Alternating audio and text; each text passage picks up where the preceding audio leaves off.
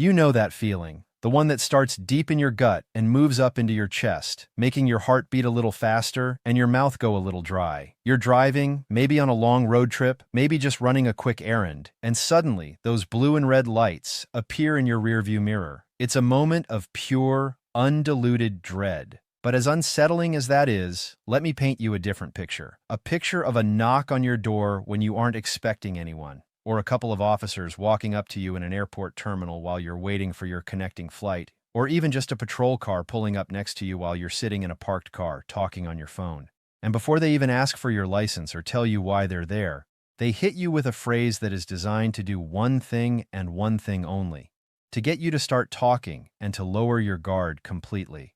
That phrase is, "We got a call." I want you to really think about that for a second. Have you ever been in a situation where a police officer approached you and used that exact line? Maybe it was about a noise complaint, a suspicious person report, or a domestic issue. What did you do? What did you say? I'm genuinely curious about your experiences, and I think it would help everyone in our community to hear them. So drop your story in the comments below. Tell me what the call was supposed to be about, how you reacted, and how it all turned out. Because the way you answer that single, seemingly innocent statement from a cop can change the entire trajectory of your interaction. And most people have no idea just how much power they give away in that very first moment.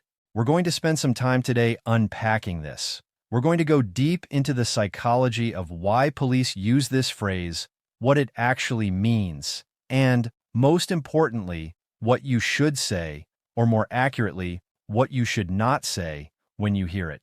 This isn't about being anti-police. This is about being pro your rights. This is about understanding that in the American legal system, the burden of proof is supposed to be on the accuser, not on you to explain yourself out of an accusation. And that simple phrase, "we got a call," is often the first step in shifting that burden onto your shoulders. Think of it like a fishing net. "We got a call" is the lead weight that sinks the net down into the water. It's the thing that gets the whole operation started. The officer isn't saying they know you did something wrong. They aren't saying they saw you do something wrong.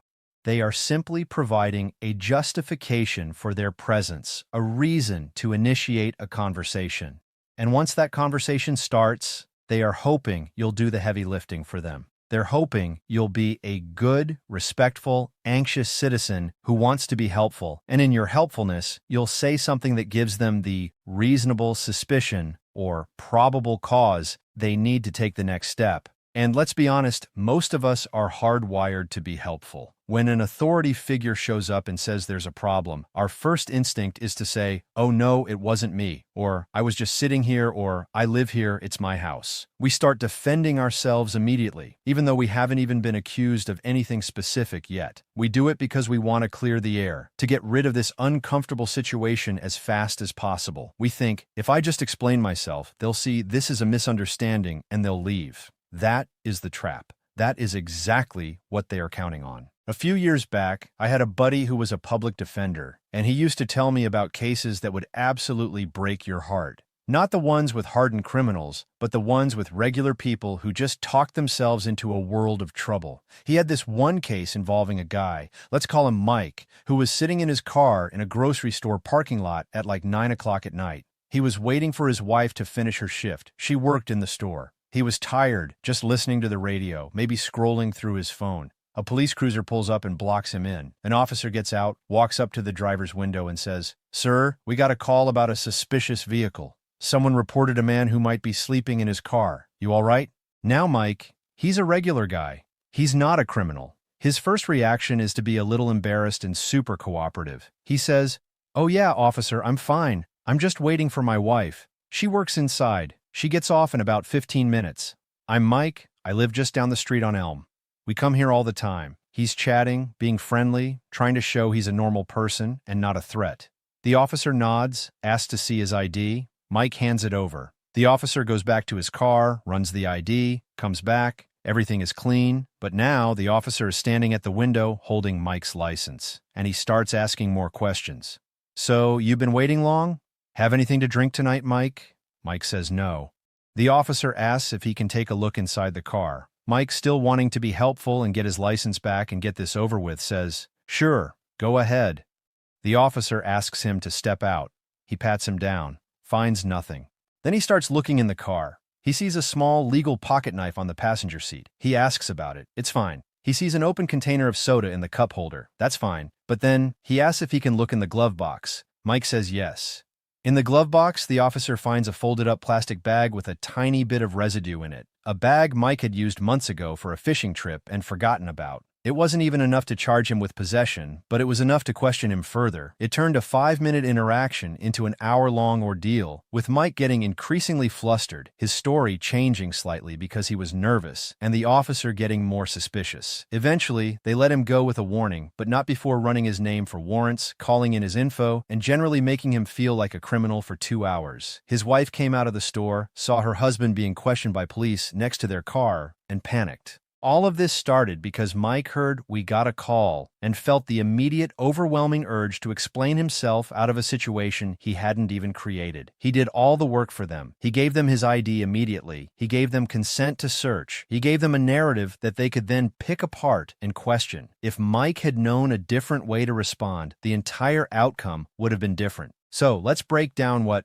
"we got a call" actually means from a legal and procedural standpoint. First, understand that a call for service, in and of itself, is almost never enough to constitute reasonable suspicion to detain you. A police officer cannot stop and detain you, meaning you are not free to leave, based solely on an anonymous tip or a vague call. There have been numerous Supreme Court cases like Florida v. JL that establish this. In that case, the court said that an anonymous tip that a person is carrying a gun is not by itself enough to justify a stop and frisk. The tip has to have some indicia of reliability, some predictive information, something that shows the caller knows what they're talking about. Now, that doesn't mean they won't approach you. They can approach anyone, anywhere, and ask questions. That's a consensual encounter. You are free to ignore them and walk away. But the second you feel you are not free to leave, it becomes a detention. And for that, they need reasonable suspicion. "We got a call" is the opening gambit to turn a consensual encounter into an involuntary detention by getting you to comply.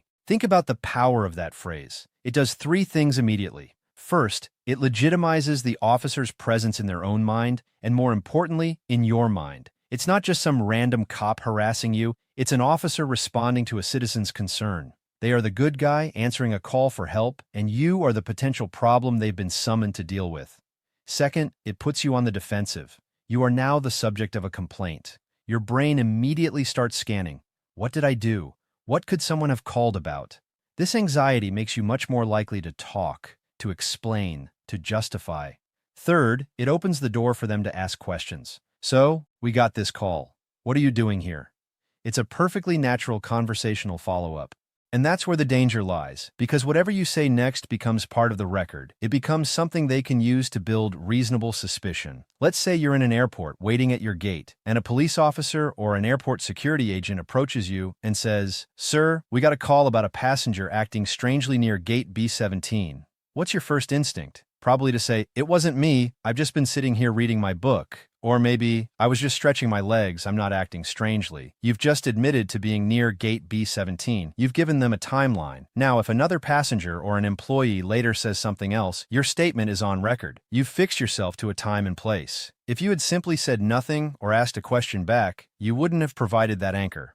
The key is to recognize that "we got a call" is not a question. It's a statement, and you do not have to respond to statements. You are not legally required to help them investigate the call. You are not the investigator. You are the subject of an inquiry. The burden is on them to develop reasonable suspicion to detain you or probable cause to arrest you. Your words can and often will provide that suspicion or cause. So, what do you say? What is the magic phrase that diffuses the situation without incriminating yourself? It's not one magic phrase, but a principle. The principle is, you do not engage with the content of the call. You do not try to explain it away. You remain polite, but you assert your rights. The first and most powerful thing you can say is a question. Am I free to go? This is your nuclear option. It is the single most important question you can ask in any encounter with law enforcement where you are not sure if you are being detained. By asking, "Am I free to go?" you are forcing the officer to make a choice. If you are free to go, they have to say yes. And if they say yes, you can simply say, "Okay, I'm choosing to leave. Have a good day," and walk away. You have ended the encounter. If you are not free to go, they have to tell you that you are being detained. And if they say you are being detained, they now have to articulate the reasonable suspicion that justifies that detention. They have to provide a legal reason based on specific and articulable facts that makes them suspect you of a crime. They can't just say, because we got a call. They have to have more. They might try to, but that's when you know the situation has escalated and you are now in a legal detention. Now I can hear some of you thinking, that seems so confrontational. I don't want to be rude. I don't want to make the officer mad. I understand that feeling completely. It's ingrained in us to be polite and deferential to authority.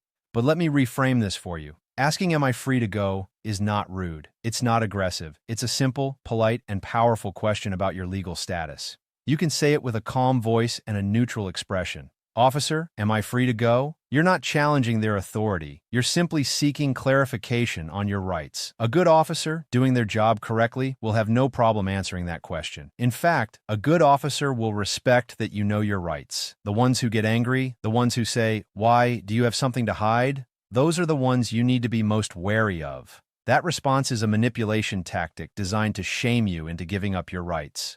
Let's go back to my friend Mike in the parking lot. Imagine how differently it would have gone if, when the officer said, "We got a call about a suspicious vehicle," Mike had taken a breath and said, "Okay, officer, am I free to go?" The officer might have been a little taken aback. He might have said, "Well, I just need to see your ID." But Mike could then say, "Am I being detained or am I free to go?" If the officer says, "You're not being detained, I just want to ask you a few questions," then Mike is in a consensual encounter. He can say, "I'd prefer not to answer any questions. I'm going to sit here and wait for my wife. If I'm free to go, I'd like to remain in my car." If the officer insists on ID, Mike is now on firmer ground. In many states, you are not required to identify yourself unless you are being detained for a specific crime, like a traffic stop, or if they have reasonable suspicion you've committed an offense. In a purely consensual encounter, you do not have to provide ID. The point is, by asking, "Am I free to go?" Mike puts the ball squarely in the officer's court. He stops being a passive participant in his own interrogation and becomes an active defender of his rights. He stops providing free information. This principle is even more critical in places like airports, which are a constitutional gray area. The courts have given the government more leeway at airports and other border crossings because of the compelling interest in national security. But that doesn't mean you have no rights. It just means the game is a little different. You are in a non-public forum. You have agreed to certain screenings to board an airplane. But if you are just walking through the terminal and you're approached by law enforcement, you are still within your rights to ask if you are free to go. However, if they are TSA agents, it's a different story. TSA's job is not law enforcement in the traditional sense. Their job is to prevent certain items from getting on planes. Their administrative searches are allowed with a much lower standard of suspicion. If a TSA agent stops you, you are not free to simply walk away from the security checkpoint. You've consented to that search by attempting to enter the secured area. But let's say you're at the gate waiting for your flight. An airline employee calls the police because they think you look suspicious. The police arrive. They say, "Sir, we got a call from the airline." Now, you are in a public area of the airport, past security. The rules of the Fourth Amendment generally apply. You have the right to remain silent. You have the right to ask if you are free to go. But here's the practical reality. If you're about to board a plane and you ask to leave, they will likely let you go. But you've just missed your flight, so the stakes are different. The pressure is higher. They know you want to get on that plane. They are counting on your desire to resolve the situation quickly so you don't miss your flight. This is where people make huge mistakes. They get anxious about the time, they start talking, they start explaining, and they end up missing their flight anyway because they've talked themselves into a full-blown investigation. In that situation, your goal should be to end the encounter as quickly as possible without providing any substantive information. You can be polite but firm. "Officer, I understand you got a call. I haven't done anything wrong, and I need to catch my flight. I'm not going to answer any questions. If you have a specific reason to detain me, please tell me now. Otherwise, I need to board." This is a more assertive version of the same principle. You're acknowledging their statement, but you're not engaging with it. You're stating your intention to board the plane, and you're putting the onus back on them to either detain you with a legal reason or let you go about your business. The real danger in these scenarios is not the person who is actually doing something wrong.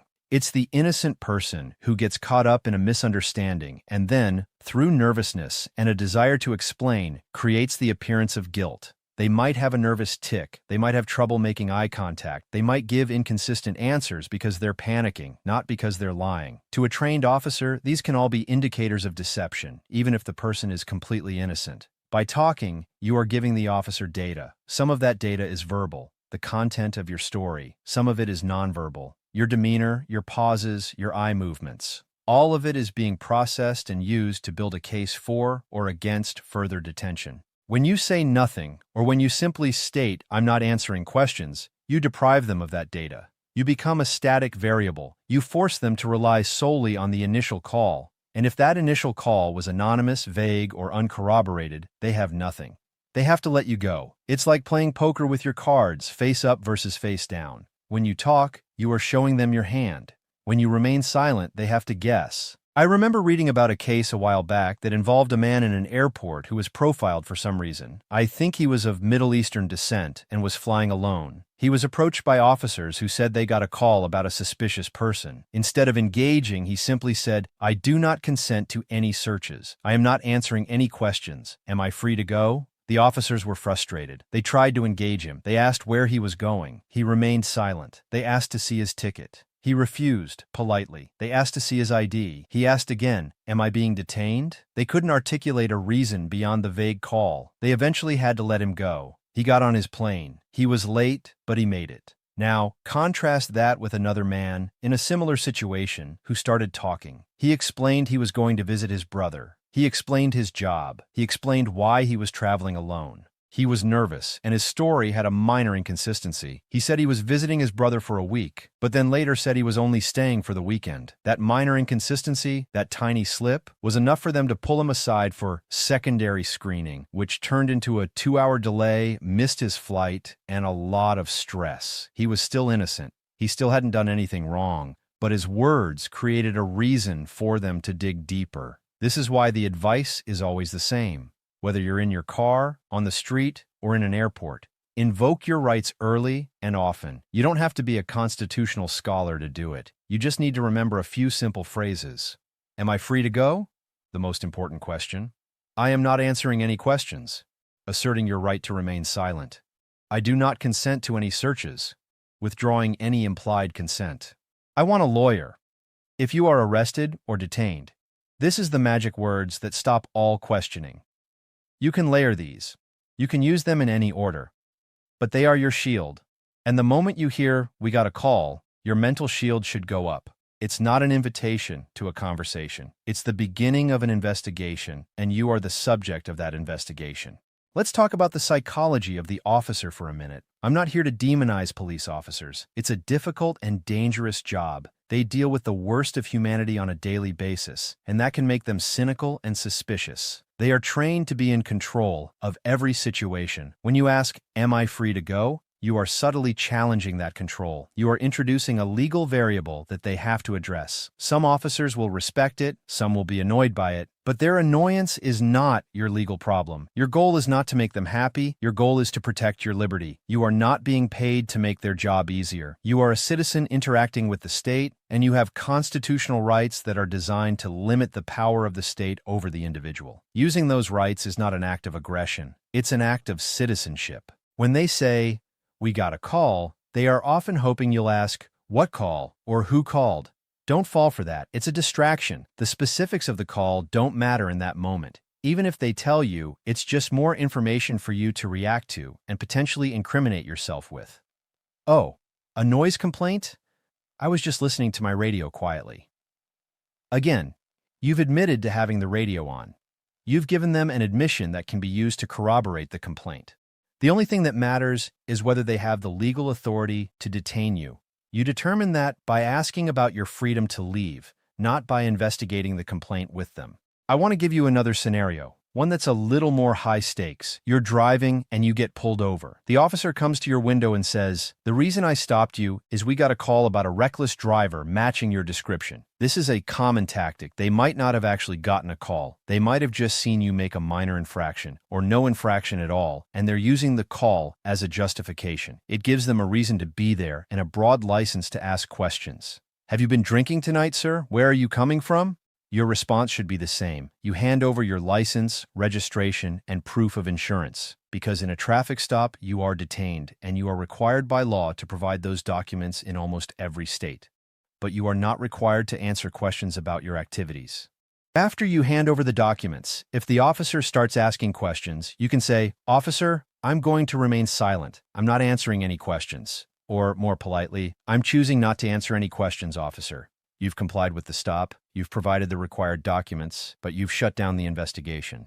The officer might say, "It's just a simple question, why won't you answer?" Again, a manipulation. You don't have to explain why. You can just repeat, "I'm not answering questions." They might try to pressure you. They might say, "If you don't answer, I'm going to call for a K-9 unit." That's their prerogative. That's their choice. It might make the stop longer, but you are still within your rights. A K-9 sniff around the exterior of your car is not considered a search, so they can do that. But if they ask to search inside your car, you say, "I do not consent to searches." If they find a reason to search anyway, if they have probable cause, like seeing drugs in plain sight, or if the dog alerts, then that's a different legal question for later. But you do not help them. You do not give consent. Think of your rights as a muscle. If you never use them, they atrophy. You'll feel weak and incapable when you need them most. If you practice using them, even just in your head, rehearsing scenarios, you'll be stronger when the moment comes. You'll be able to say, "Am I free to go?" without your voice shaking. You'll be able to sit in silence without feeling the overwhelming urge to fill the void with chatter. There's a reason police are trained in interview and interrogation techniques. They are masters at getting people to talk. They use silence. They use friendliness. They use concern. They use authority.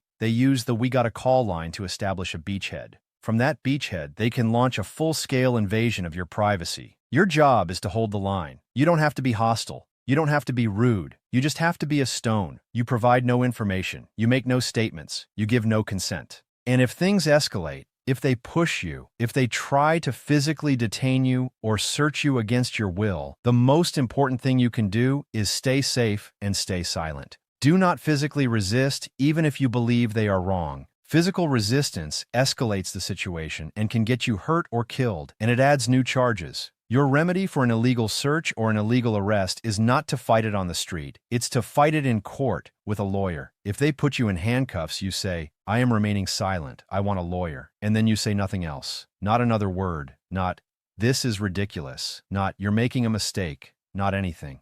Because anything you say can and will be used against you.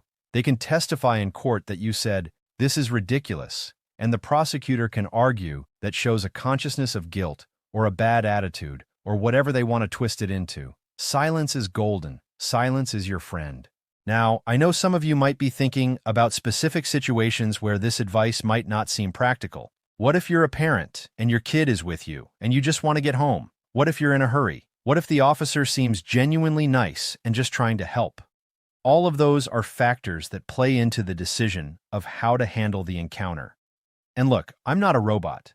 I understand that sometimes the path of least resistance is to just be polite and answer a few questions and get on with your day. 99 times out of 100, that's probably what happens. You answer, they realize it's a mistake, and you go on your way. But this article isn't about the 99 times. It's about the one time. The one time where your simple answer leads to a follow-up question. The one time where your polite explanation contains a tiny, unknowing inconsistency. The one time where the officer is having a bad day and decides to dig deeper. The one time where the call wasn't a mistake, but a deliberate attempt by someone to harass you. The one time where you have a warrant you forgot about, or your license is suspended, and your ID check reveals it. If you haven't been talking, they might have just run your ID and let you go. But because you were talking, because you were being friendly, you gave them a reason to linger, to ask more questions, to discover that warrant. We have to be smart. We have to be strategic. We have to understand that the system is set up in a way that incentivizes police to find crime.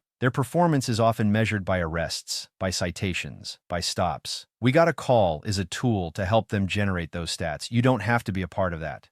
So let's circle back to the beginning. The next time you hear those 4 words, "we got a call," I want you to picture a line in the sand. On one side of the line is your liberty, your privacy, your right to remain silent. On the other side is the investigation. The officer is asking you to step over the line and help them. Don't do it. Stay on your side, be polite, be calm, and then ask the question that changes everything. Am I free to go? And seriously, I want to hear from you. Have you been in this situation? Were you the one who got the call, or were you the one being questioned? What did you say? How did it feel? What was the outcome? Drop your story in the comments. Let's get a conversation going. Because the more we talk about this, the more we share our experiences, the better prepared we all are. We learn from each other's mistakes and each other's victories. This isn't about being paranoid. It's about being prepared. It's about understanding that in the dance between the individual and the state, the music is always playing, and the steps are always shifting. Knowing your rights and having the courage to assert them calmly and politely is the only way to ensure you don't get stepped on. It's a fundamental part of being a free person in a free society, and it starts with that one simple, powerful question. This response is AI-generated for reference only.